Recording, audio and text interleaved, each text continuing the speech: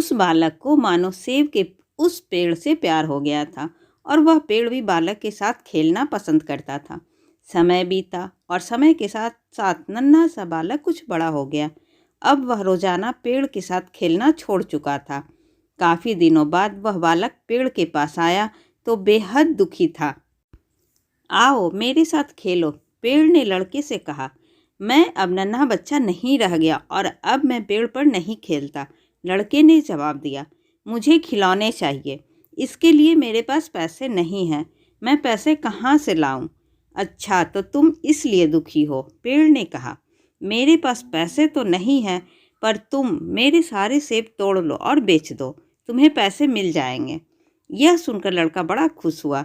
उसने पेड़ के सारे सेब तोड़ लिए और चलता बना। इसके बाद वह लड़का फिर पेड़ के आसपास दिखाई नहीं दिया। पेड़ दुखी रहने लगा।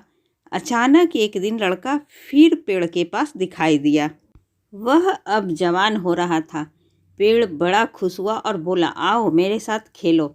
मेरे पास खेलने के लिए समय नहीं है, मुझे अपने परिवार की चिंता सता रही है। मुझे अपने परिवार के लिए सिर छिपाने की जगह चाहिए, मुझे एक घर चाहिए। क्या तुम मेरी मदद कर सकते हो? युवक ने पेड़ से कहा। माफ़ करना मेरे बच्चे, मेरे पास तुम्हें देने के लिए कोई घर तो नहीं है। हाँ, अगर तुम चाहो तो मेरी शाखाओं को काटकर अपना घर बना सकते हो। युवक ने पेड़ की सभी शाखाओं को काट डाला और खुशी खुशी चलता बना। उसको प्रसन्न जाता देखकर पेड़ प्रफुल्लित हो उठा।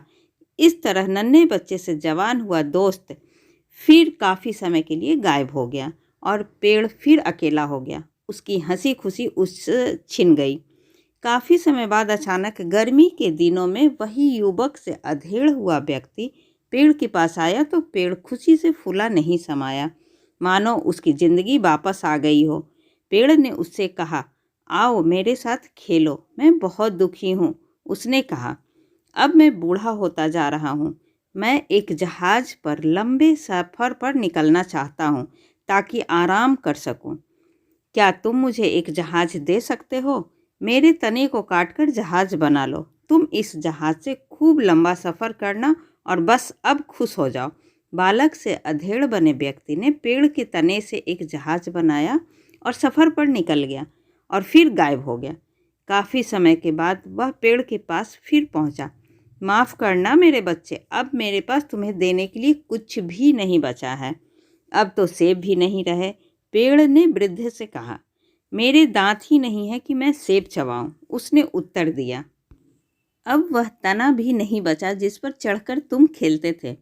अब मेरी उम्र मुझे पेड़ पर चढ़ने की इजाज़त नहीं देती। रूंधे गले से उसने कहा, मैं सही मायनों में तुम्हें कुछ दे नहीं सकता। अब मेरे पास केवल मेरी बूढ़ी मृत प्राय जड़ें ही बची है। पेड़ ने आंखों में आंसू लाकर कहा, अब मैं ज़्यादा कुछ नहीं चाहता। चाहता हूँ तो बस एक आराम करने की जगह। मैं इस उम्र में अब बहुत थका सा महसूस कर रहा हूँ। उसने कहा, वाह ऐसी बात है। पेड़ की पुरानी जड़ें टेक लगाकर आराम करने के लिए सबसे बढ़िया है। आओ मेरे साथ बैठो और आराम करो। पेड़ ने खुशी खुशी उसको आराम करने की दावत दी। वह टेक लगाकर बैठ गया। ये सेब के पेड़ हमारे अभिभावकों की तरह हैं। जब हम बच्चे होते हैं तो पापा मम्मी के साथ खेलना पसंद करते हैं। जब हम बड़े होते हैं तो अपने माता पिता को छोड़कर चले जाते हैं और उनके पास गाहे बगाहे अपनी ज़रूरत से ही जाते हैं। जब कोई ऐसी ज़रूरत आन पड़ती है जिसे खुद पूरा करने में असमर्थ होते हैं, इसके बावजूद हमारे अभिभावक ऐसे मौक़ों पर हमारी सब ज़रूरतें पूरी कर हमें खुश देखना चाहते हैं। आदमी कितना क्रूर है कि उस सेब के पेड़ का फल तो फल, उसकी शाखाएं और तने तक काट डालता, वह भी अपने स्वार्थ की खातिर। इतना क्रूर कि पेड़ काटते समय उसे जरा भी उस पेड़ पर दया नहीं आई जिसके साथ बचपन से खेला, उसके फल खाए और उसके साए में मीठी नींद का मजा लिया। ऐसी ही अच्छी और ज्ञानवर्धक कहानी सुनने के लिए प्लीज़ आप सब मेरे चैनल को सब्सक्राइब ज़रूर करें। तब तक के लिए बाय बाय।